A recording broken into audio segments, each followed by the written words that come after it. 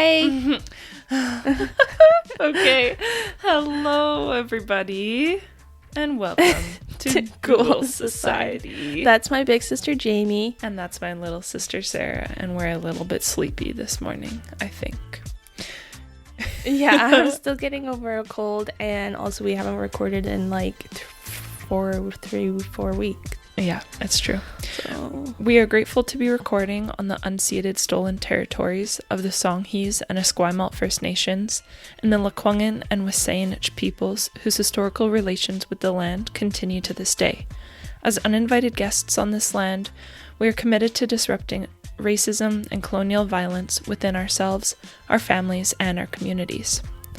By listening to this podcast, you've officially been inducted into the Ghoul Society.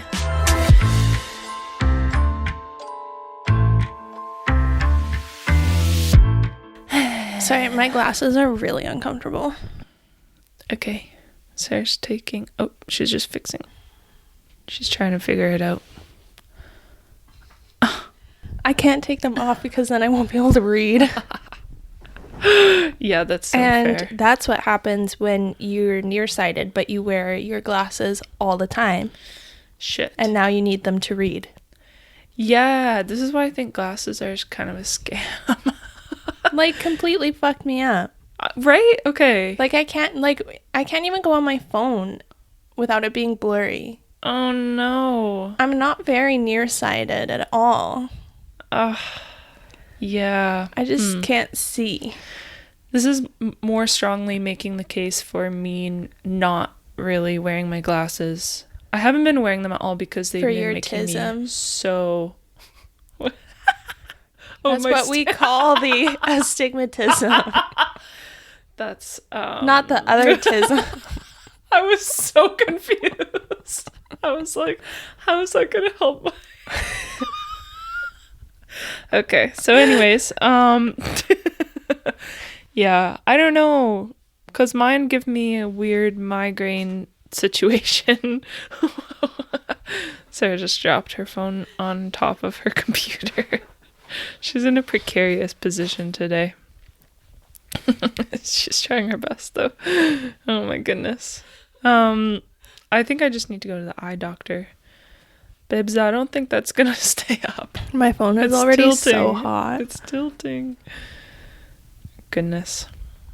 I had a really fun week. That's great. What did you... Yeah. Did something... Just at work. Oh. It was really good. Yeah, it was a really nice time. Nothing really happened specifically, but I got to share something really cool at my work. Nice. So that was really awesome, and it felt really good. And I was really nervous, but then it went really well. And we are outside on one of the days. Outside? Girl, it's been chilly. Yeah, it was kind of chilly. And of course, it started raining like right when we went outside. And I was like, is that the day when it was pouring? No. So, and I was working on knitting a sweater. And I got like just past the bust area, and then I decided it was too big and not a good density, and so I frogged it, and I'm restarting. And that's my life update. Frog. Yep, rip it. That's sad. Yeah, it's okay. It's growth. Oh, I almost called SOS. Sarah's having some challenges here. Yeah. It's because the base is too narrow. I know. I gotta make it bigger. Sarah's distracted by her technology. Instead of doing her job of recording with me, she's being distracted. Sarah's being an influencer. Yeah, well, the people online don't even like me, so... Fuck. They keep being mean. No. Sarah's being bullied online. Maybe you just shouldn't even do it. Someone was like, oh, I like post a video and they're like, I've been following you, but, and what's the word? They're like, I've been following you, and the expectation is that you follow people back when you're a small creator, so I unfollowed you. I was like, I didn't even see that you followed me, sorry. Yeah. And also, like, people are so fucking their petty. videos weren't like actual videos, so it's like, why am I gonna follow you? Oh my god. The expectation is that you don't. You know what? Fuck you. And I was That's like, what I'm gonna. Fuck you. Fuck off. I don't care for any of that shit. yeah, like, ignore them. Fuck the haters. listen, I'll follow you back if your content is interesting. Got him. If you're just like posting these weird like AI Ew. nothing. Ew. I don't even know. It was just like not videos anyway. Okay, well, it's like, whatever. you're not even a creator, you're not even doing anything, so I'm not gonna follow It's you. okay. Don't take that shit personally. That shit's It's just stupid. funny. Yeah. And then someone else commented on one of my videos and was like, hello, and then had the blind emoji, and I was like, hi, I see your comment. Cool. Thanks. Okay. It's like, I was sleeping, that's why I didn't reply to your comment right away. What? Okay. People are crazy. Yeah, so that, I don't know. You could just what turn that was off all about. comments on everything. But then I can't engage with anyone, and then my videos won't be promoted. Oh god, that's crazy. Okay. Yeah, that's fair. That's how it works. I see. Also, TikTok like shadow banned me, so what's even the fucking point? Yeah. My last 3 videos have gotten like 50 views Oof. because I didn't post for like 5 days. What? So the algorithm like fucked me over. Dude, that is actually crazy. I know.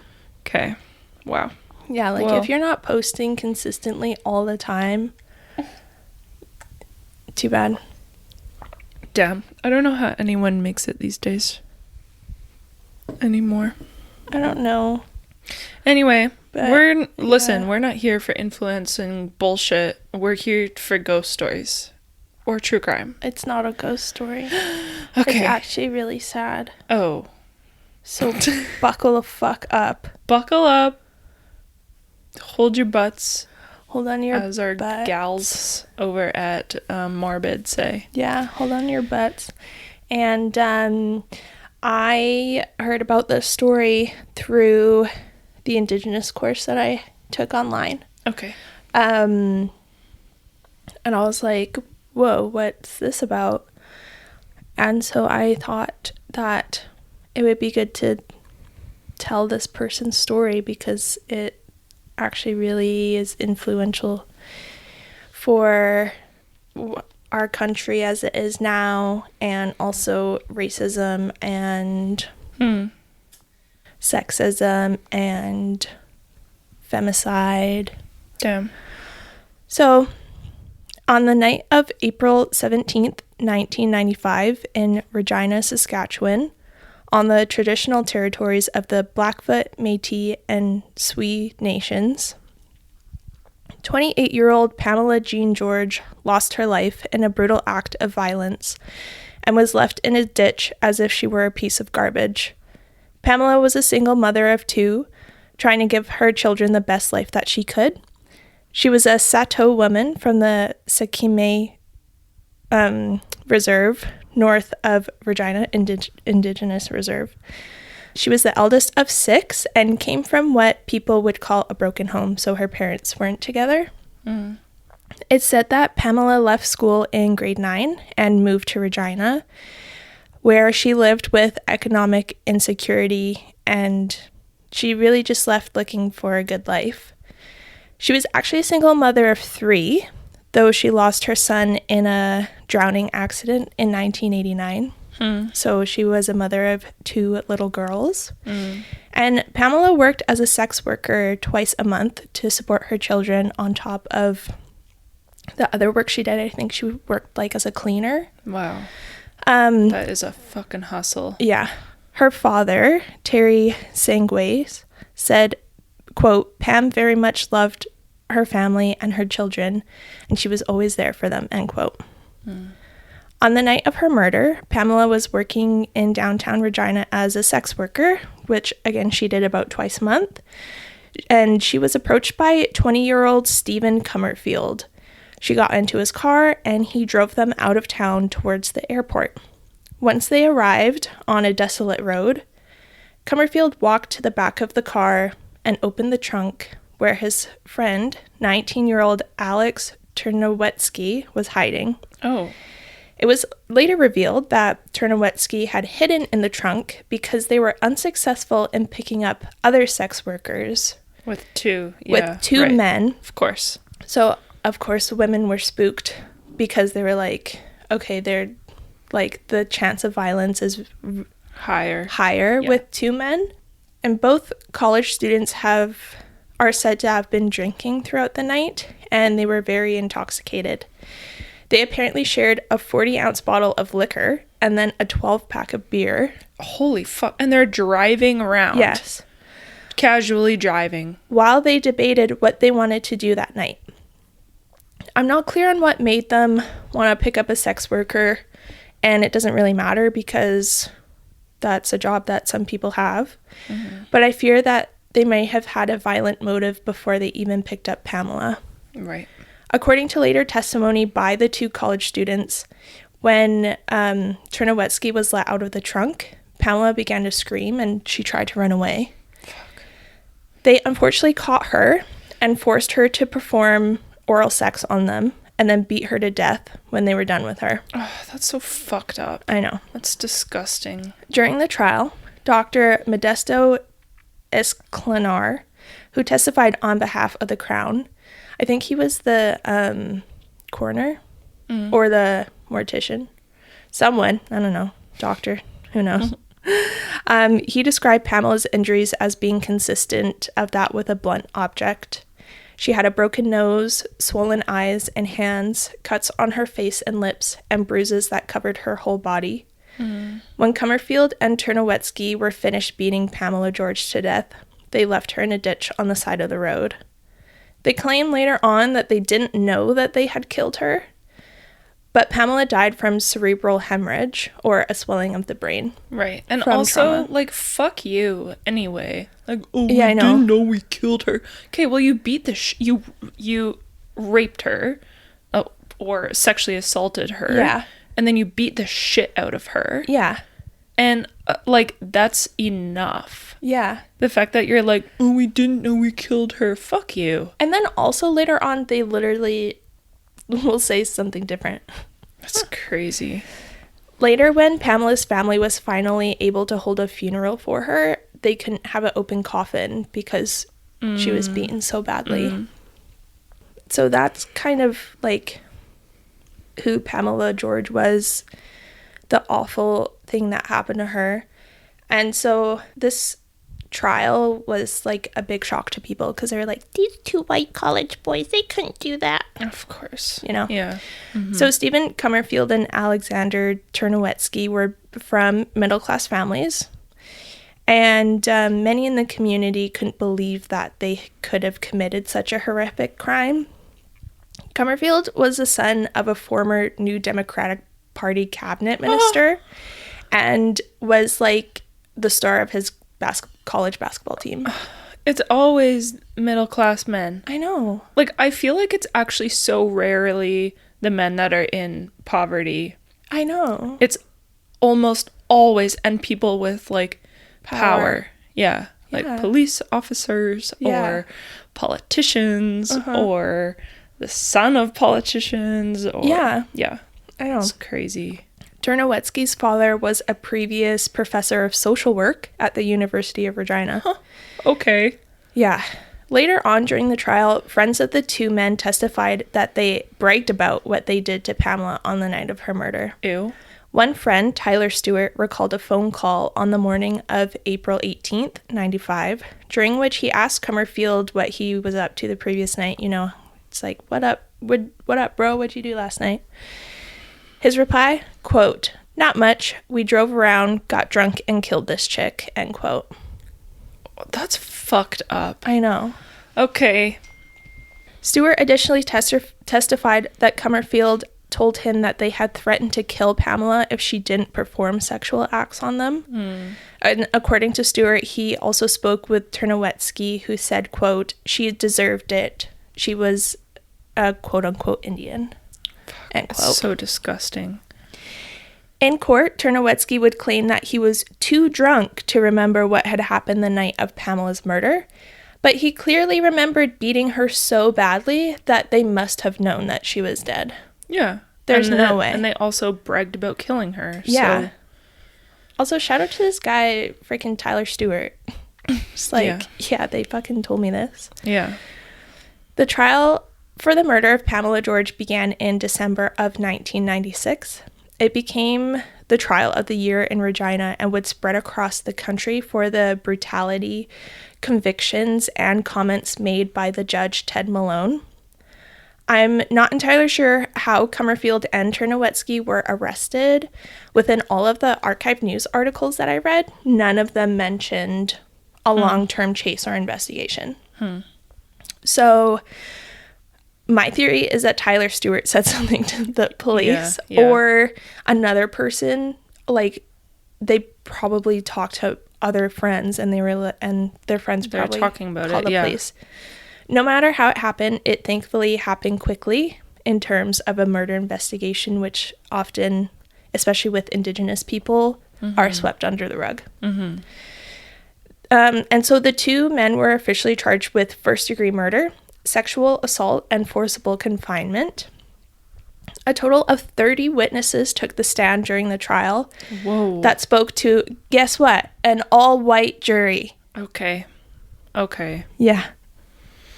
So, you know. Like witnesses that were against the crime, like speaking against the crime or defending it? Okay. Just 30 people. Okay. 30 people testified in total, including... Testified that it happened. Or you don't know. Like, so the two accused testified, the coroner testified. Oh, I see. Professionals testified. Got it. They're just all called witnesses. Okay. Are they not? I don't know. Oh, I think they're just all called witnesses. Okay. Once the testimony had ended, Judge Malone would spark outrage in Pamela's family, the Indigenous community, and across the country as he instructed the jury to remember that Pamela was, quote, indeed a prostitute, end quote, when considering the sexual assault charge. Okay, you can still be sexually assaulted if you are a sex worker. Yeah. Like, it's like when people are like, oh, well, like, you can't be raped by your husband or your wife. It's like, yeah, you actually can. Yeah. Like, no means no. It's not that complicated. Yeah. The only true consent is active consent. Yeah. And this is something that we see time and time again within the justice system, as you said. And it's a major reason why sex workers don't seek help when they're sexually assaulted. Yeah. Because they're not believed. Or, yeah, you know, like there's only probably like a handful, unfortunately, that do see justice. Yeah. This sentence would be the first outrageous thing that Judge Malone said on the stand, when he also warned the jury that it would be, quote, very dangerous, end quote, to convict the men of first-degree murder. Dangerous? Why? I don't know, because they're daddies. Okay. Or, like, because they're white. Yeah. Like, white 18-year-olds. And tied up in, like, politics and stuff. Probably. That's crazy. And they have a future. Fuck them. Fuck them. They took away... Sorry, what was her name? Pamela. Yeah. They took away Pamela's future and livelihood. Yeah. So, like, fuck you. And her kids lost their mom. And her parents lost their kid. Yeah. And she had 5 siblings. Yeah. Like, and she probably had a ton of friends and a whole community. Yeah, exactly. And the judge is worried about these boys' future. Yeah. Okay. I mean, that's my assumption. Yeah. But that's probably what he means, because that's usually what they mean. Yeah. And so these comments alone led the National Action Committee on the Status of Women to file a complaint against the Canadian Judicial Council. Wow. And said that the remarks, quote, dehumanize women and trivialize the murder, end quote. Nice. But I don't think nothing happened with that. No. Yeah. Okay. This case was not the only one that Ted Malone presided over that infuriated people, and I hate him. He had complaints filed against him before, and people had asked him to be removed as a judge before. Whoa. Back in 94, Malone dismissed charges of unlawful confinement and sexual assault against a pimp, quote unquote, who was accused of attacking an 18-year-old woman in his apartment. I think she was like a traffic sex worker. Right. Malone is quoted as saying, quote, "She admitted at the time of the offense she was a prostitute and did so until her pimp at the time beat her up. It would be unsafe to convict him," end quote.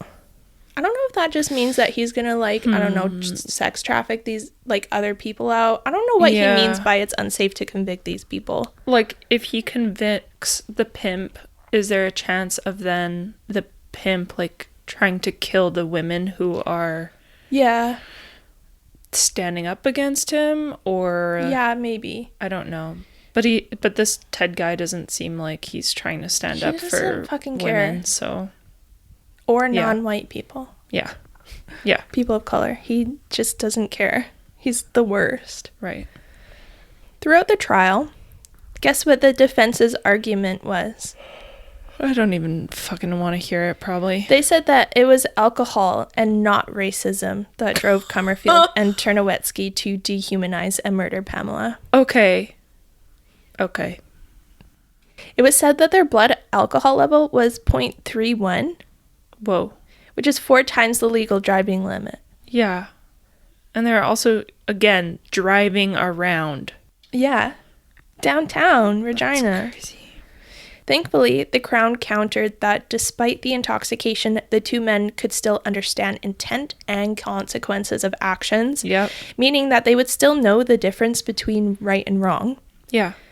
They had the wherewithal to threaten Pamela and beat her and brag about it. Yep. So you can't then say, "Oh, I was drunk, I don't know what happened." Yeah. Because you do know, because you fucking bragged about it to Tyler Stewart. Yeah, exactly.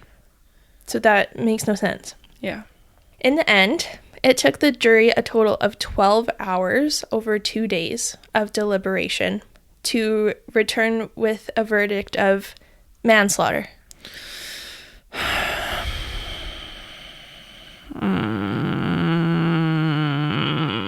Okay.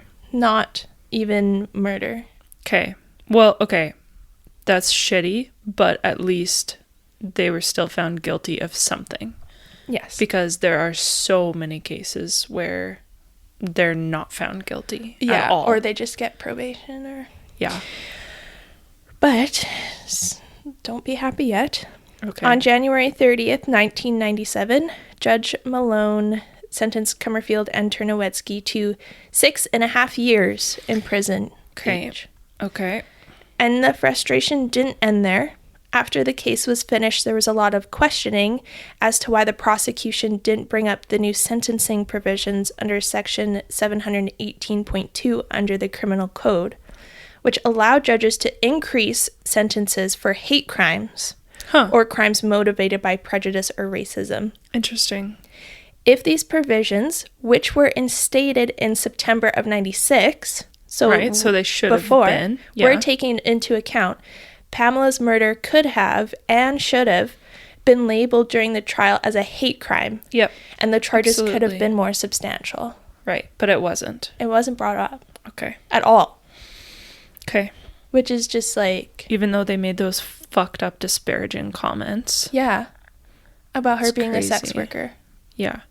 Well, and she was Indigenous. Yeah. Like, I mean, the comments that the killers made about how, like, she deserved it. It's like, that is literal racism and hate. Yeah. Just disgusting. That's literally a hate crime. Yeah. Okay. Yeah, so that's... The justice system failing. That's not new here on this podcast. Or in our country. Nope. The reaction to the sentencing was immediate and furious. Relatives of Pamela burst into tears when the verdict was announced in the courtroom, and Comerfield and Ternowetsky were kind of emotionless as the verdict was read.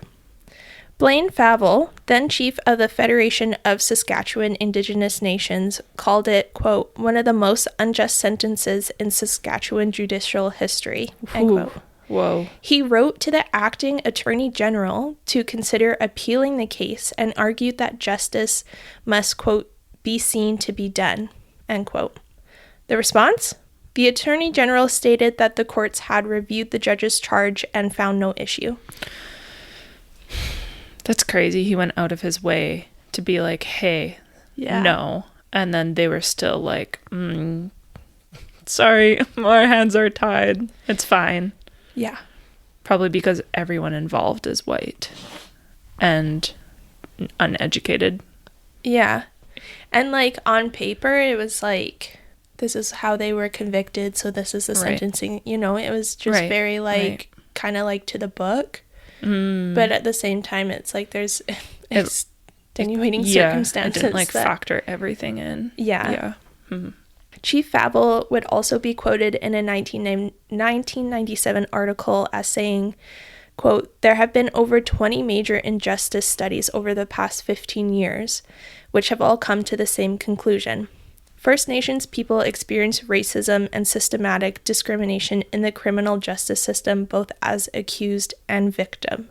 In the Pamela George case, we have seen little respect for Aboriginal persons. First Nations will not have respect for the justice system until it is changed." End quote. Yep. Snaps to that. Yeah, snaps. Many Indigenous leaders saw the manslaughter verdict as confirmation that nations had long known. There are two justice systems in Canada, one for white people and one for Indigenous people. One council representative from the Yorkton Tribal Council wrote to the Minister of Justice, quote, "If you deny that there is a justice system of whites and one for the Indigenous nations people, we want answers. It is within your jurisdiction to bring this concern forward. Too many of our First Nations women have met similar violent-related deaths. Now, more so, as a result of this case, we fear this might bring about an open season on our women," end quote. Chief Lindsay Kay of the Sikimi Indigenous Band furthered this notion and is quoted as saying, quote, "All this goes to prove to me that there are two justice systems, one for the white people and one for the Indigenous people. It's all right for a white person to kill an Indigenous person. Nobody cares if an Indigenous person dies," end quote. Vigils were held for the injustice of Pamela George's death throughout the country, from Saskatoon to Halifax, all the way to Vancouver, in protest. Wow. It completely, like, took over the news. Wow. That's amazing. A criminologist who worked at the University of Regina, Barry Anderson, said that the case was of public interest because it showed the, quote, "two cultural solitudes of Saskatchewan," end quote, during this time in Regina. And Saskatchewan as a province, because I recently started reading the Starlight Tours. Yeah.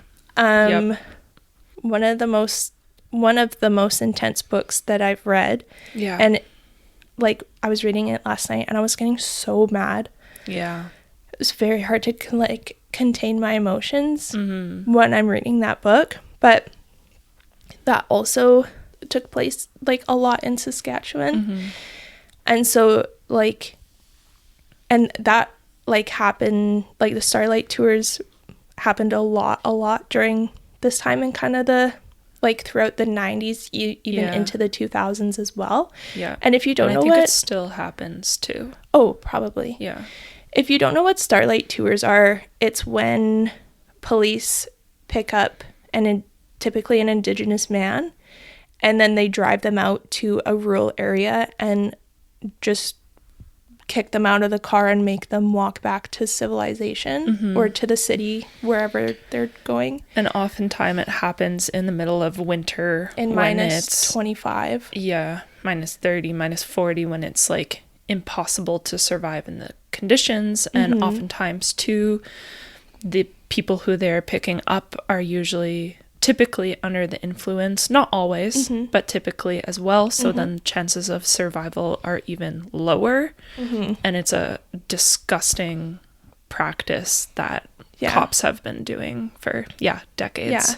And most of the people, all of the Indigenous men in the book Starlight Tours that this happened to, there's one so far where I'm at that survived. Wow. Thankfully. Holy but shit.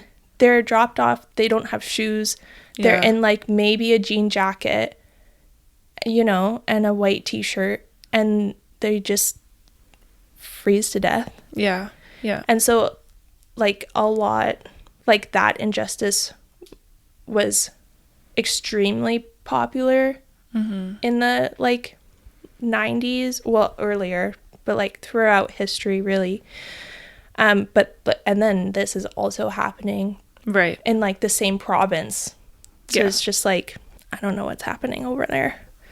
Yeah. Well, I mean, it's across Yeah. the entire country. Yeah. And like across, and it also lines up with like here in BC as a province, like we are often talking about missing and murdered Indigenous women and girls. And so there's that like larger campaign and the red dress campaign as well, which lines up with all of that too. Yeah. Of just, yeah, one of the books I read over the summer, The Highway of Tears. Yeah. Did you read that one Yeah. too? Yeah. That one was also like so Very intense. intense. And just, it got into like the nitty gritty of what was happening and followed the stories of these women who went missing along Highway 16, also known as the Highway of Tears, and just how disproportionately Indigenous women and girls are affected by being picked up and being killed or being taken or sex trafficked or you name it, essentially, like violent crimes against them versus other women. Yeah, I have some statistics Nice. for Indigenous women, like specifically murdered and missing Indigenous women and girls that I kind of touch on at the end. But yeah, as like also just once you like start really learning about Indigenous injustice in our country and you kind of go down that spiral, it never ends. Yep. And it's really difficult Yeah. to like learn about it in a way. Yep. It is difficult, but it is also Necessary. extremely necessary. Yeah. Yeah. And I mean, I think that's also that like place of privilege to That be we like, this have. is a difficult thing to learn about because it's like, but it's even more difficult to be in it. Yeah. You know? And so trying to be like, yeah, it's difficult, but it's a necessary, like a necessity. I think that everyone should know. Everyone should know. Everyone should read The Highway of Tears. Everyone should read The Starlight Tours. Everyone should know this story of Pamela George and her life and the injustice that her family saw. Yeah. When these two fucking white kids were just like, oh, sorry. We were drunk. We were drunk. It's so fucked up. Yeah. Barry Anderson, the criminologist, also noted that the men, Comerfield and Turnowetsky, were looking to pick up an Indigenous sex, or he thought that they were looking to pick up an Indigenous sex worker specifically, because if they wanted a white woman, they would have gone to another area of downtown where the white women worked. So at that time, I'm not sure how it is now, but at that time in the late 90s, it was segregated. It was I don't think like I don't know. Maybe there was like some racism going on there, but yeah, so probably. Yes, there was. Yeah. There definitely was. So white women typically worked one area or like street of Regina, and then Indigenous women were typically on a different one. Right. So I don't know if they had like tried to pick up a white woman and then they were being turned away because there was two of them. Or yeah, unfortunately, I guess we will never know. Never know. I mean, I don't really want to know, but they're still alive, these men. Of course. But on his last day of testimony, Comerfield noted on the stand, quote, "I just apologize for whatever part we played in this. I don't know what happened, if we were the ones who did it or not," end quote. Wait, sorry, that was one of the guys? Yeah, Stephen Comerfield said that. Okay. On his last day of testimony. Dipshit. I know. I apologize for whatever happened. I don't know if we did it or if someone... You did it. You literally did it. I You're know. literally lying on the fucking stand. Literally bragged about it. And that's not a fucking apology. No. That is not an apology. Oh, I'm sorry for whatever we maybe did. Okay. Obviously, you're not reflecting or owning up to what you did at all. Yeah, and also 100% that was scripted from his lawyer. Right. Not like an actual... His lawyer's like, you gotta say this on the stand, dude. Right. You know? Okay. And like, no hate to defense lawyers. They gotta do their job, but that's fucked. I guess. Sometimes I'm like, actually, fuck you. Like, be a better human. Yeah. Follow your Czernowetsky morals. added to this by saying, quote, I just apologized to the George family for the way I treated Pamela. She didn't deserve it, and there's no excuse for what I did. I'm just sorry, end quote. Okay. At least his was Better. kind of. Yeah. On the way to prison, Czernowetsky is also quoted as saying, quote, the jury made a fair decision, but most importantly, I'd like to reiterate my apology to the George family. I didn't mean for anything to happen, and I'm sorry it did, end quote. Yet he literally told a friend she deserved it because she was Indigenous, so fuck off. Yeah. And the defense claimed that people have the ability to change and like unlearn their racism. I don't know if he was like actually unlearning it in that moment or if he just like felt guilty and wanted to like get rid of his guilty feeling. Yeah. And like, who knows? Yeah. I don't agree that the jury was fair. The jury was made up of white people. And I think there was probably like 3 women on this jury. So it's like, right. That's not a jury of your peers. No. I mean, wait, no, it is because it's white men. Yeah, but it's that's not a jury true. of Pamela's peers. Yeah. So, but yeah, such empty words for a brutal murder of a single mother. Yeah. Just trying to live her life. Totally. And care for her children and be the best that she could be. Yeah. In March of 1997, an appeal was launched with the basis that the defense argued that the 2 men shouldn't be allowed parole once they had served 1/3 of their sentences, which continues to be part of the eligibility of parole in Canada, which I didn't know. Huh. You only have to serve 1/3 of your sentence to be able to apply for parole. So because their sentence was 6 years, they would only have to serve 2 years. Yeah. Okay. And this appeal went nowhere. The courts were like, nah. In 1998, the conviction was once again brought to the Court of Appeals because the prosecution viewed Judge Malone's instructions to the jury as instruction to acquit.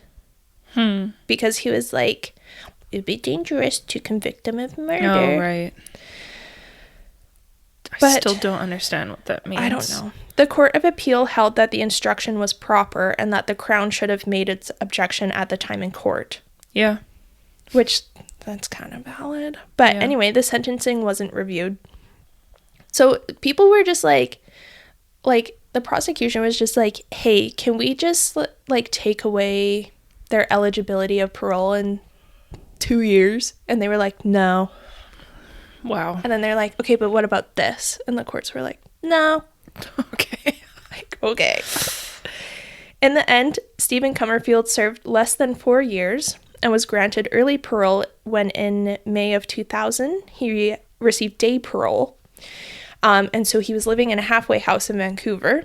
He was then granted full parole in December of 2000, as the board didn't see him as a quote-unquote undue risk to society. According to multiple articles, Comerfield is said to have participated in violent offenders programs while in prison. So that's, rehabilitation. That's good. Yes. Including spousal assault programs and substance abuse programs. Good. He also reportedly took university courses while in prison and acted as a tutor for other inmates. He now lives in Mexico City and has changed his name. Yep, makes sense. And is a poet. Okay.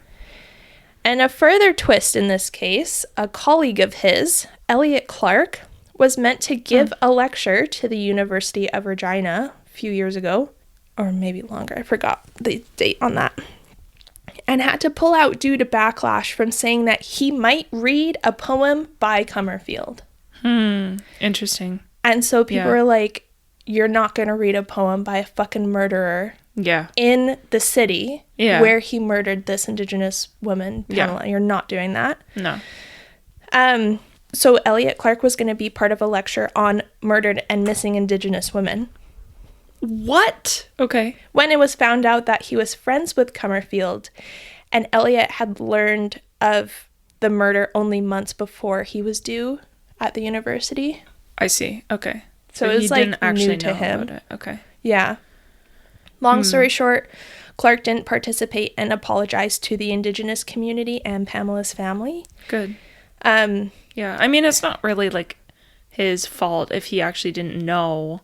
Yeah. You know, it's kind of like he was like, oh, fuck, now I'm in this situation. Yeah. And then he did the right thing. So I'm kind of like, okay, whatever. But he said he wanted to use, like, but even once he found out, he was like, oh, I want to use Comerfield's work to discuss the role of poets within social issues.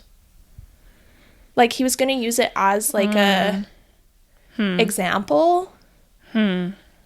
Interesting. I don't know how I feel about that. Not great. Yeah. Not awesome. So that was, like, when I was researching this, that kept popping. I was like, Pamela George life. Pamela George, like...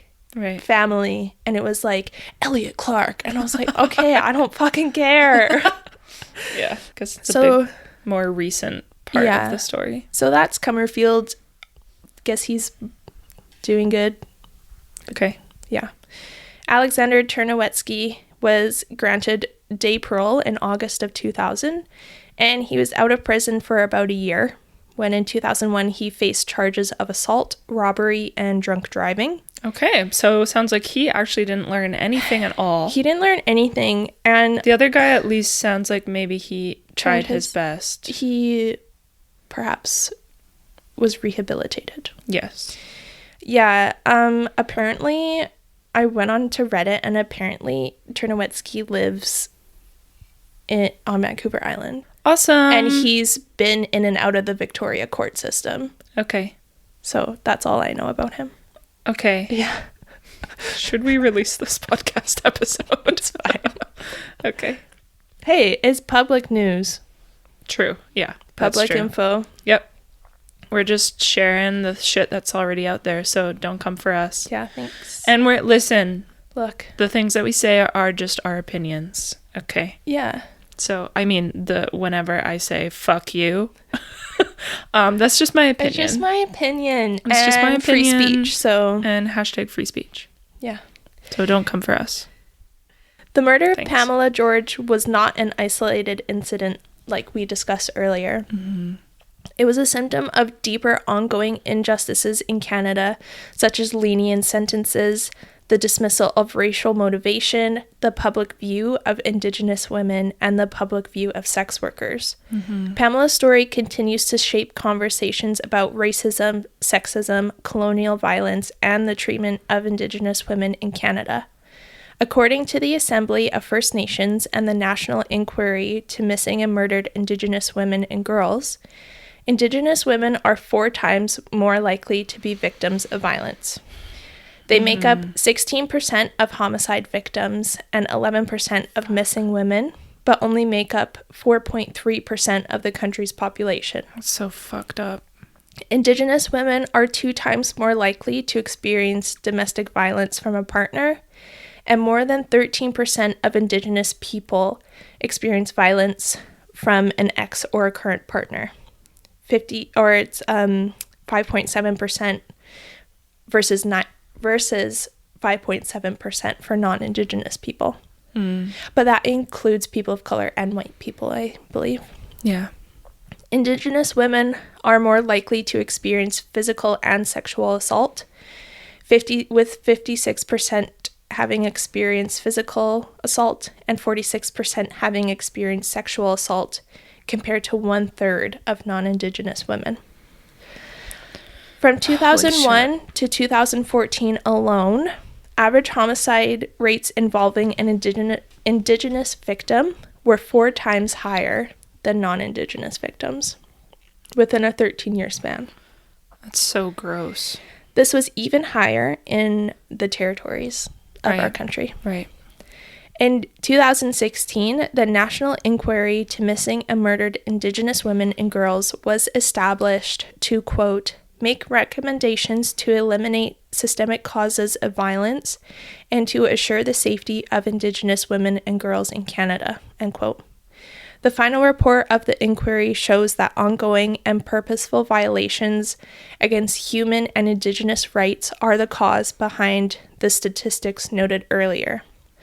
This report consists of 231 calls for justice directed towards governing bodies, institutions, and the public. The report is made up of more than 2,380 Indigenous family members, survivors, knowledge keepers, and experts. And you're able to read the report called Reclaiming Power and Place, the final report of the National Inquiry into Missing and Murdered Indigenous Women and Girls on the National Inquiry's website, which I will link. We'll link it in the show notes. It's a PDF. There's like 2 parts to it. Mm-hmm. I remember when I was I took a gendered studies course, and it was on humanitarian stuff and like human rights. It was on like human rights and stuff, and we read part of the report Reclaiming Power and Place. I also had to read part of it for my Indigenous studies course that I had also took in university. Yeah. But I think that everyone should at least read like the introduction of it. Mm-hmm. It's a really important piece. Yeah, it's a really important document. And it also just, I think everyone should have to read a part of it. I think that it should be taught in schools. Yeah, absolutely. Sure. Yeah. But yeah, that's definitely the murder of Pamela Jean George. Wow. Thank you for sharing that story and also doing it justice. Thanks. This is just a reminder to everybody to be a good human. Mm-hmm. Make yourself informed, make yourself educated, learn about Indigenous resistance, resilience, brilliance, and also all the shit that they have put up with over the past few hundred years. Mm-hmm. It is your responsibility to do so in this life. As well, if you are experiencing any sexualized violence, if you need to talk to someone, get support, or figure out what resources are available to you, you can call 1-888-933-9007, and that's the sexual violence helpline, or you can go to sexualviolencehelpline.ca if you are in need of any help. Thanks for listening, everybody. Thank you, everybody. Now go hug your friends and your family. Yeah, and take care of each other and be kind. Be kind, and maybe watch some Bob's Burgers to, watch some Bob's Burgers. So start campaign for Critical Role if you haven't done so already. So you should go watch that. Also, The Mighty Nine is airing. Wow. Soon. That's also by Critical Role. They actually released the first episode on YouTube a week early. I'm so excited for you. And go touch grass. Go outside, grass. take a walk, do some reflection, and thanks for listening, everybody. Yeah. If you have questions, comments, concerns, critiques, you can email us at ghoulsocietypod@gmail.com. You can follow us on Instagram at Ghoul Society Pod. You can follow Sara on TikTok. Leave her a nice comment because people are assholes at ghoul.societypod. And you can also find all of our episodes and some shorts on YouTube. Yeah. What is that? Just Ghoul Society Pod? Yeah. And you can find each episode's description, trigger warnings, and resources in the bottom of the episode's description box. I'm just saying the same words over and over again. You know what I mean. You know where it is. You can never look at it, but you never look there. But it's there. So it's under the transcript section of the podcast. That's right. Yep. And we will link all of our resources there. Yeah. And thank you for listening. Thank you, everybody. We'll see you soon. Bye.